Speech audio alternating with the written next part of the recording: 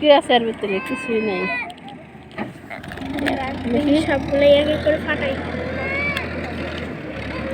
ওদের ঝিনুকের ভিতরে মুক্তা আছে না? এটা নাইকে বড় এই বড় বড় লাগে। এগুলোর ভিতরে কি আছে? এগুলোর ভিতরে বালু আছে। এই আমার বলতেছি না। এলা যে আমার দেখি এটার ভিতরে কিছু নেই।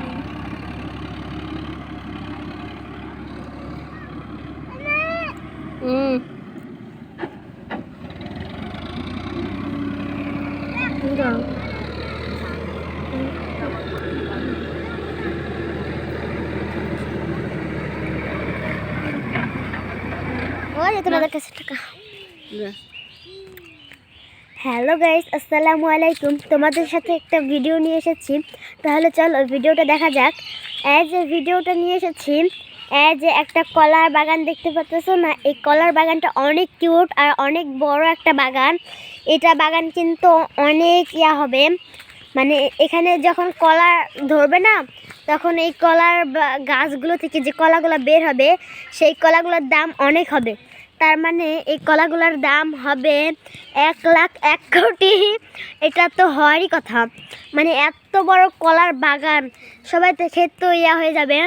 বাট তাহলে চলো, বেচতে চাইলে এই পুরো বাগানটা আপনারা নিতে পারেন, কারণ আমার আইডিতে এটা দেওয়া আছে। আর এটা নিতে চাইলে আপনারা সবাই নিতে পারেন। এটা অনেক এটা অনেক বড় বড় একটা কলার বাগান। দেখুন কলার গাছগুলো কি কিউটিং হয়েছে। বাট আমরা যখন খাই না, তখন এগুলা পুষরা যখন খাই আমরা, তখন এখান থেকে আমরা ছিঁড়ে ছিঁড়ে নিয়ে যাই কলার পাতাগুলো। কলার পাতায় আমরা খাই। তা এই কলার বাগানটা দেখে তোমাদের কি মনে হলো গাইস? আমার কাছে তো অনেক ভালো লাগতেছে।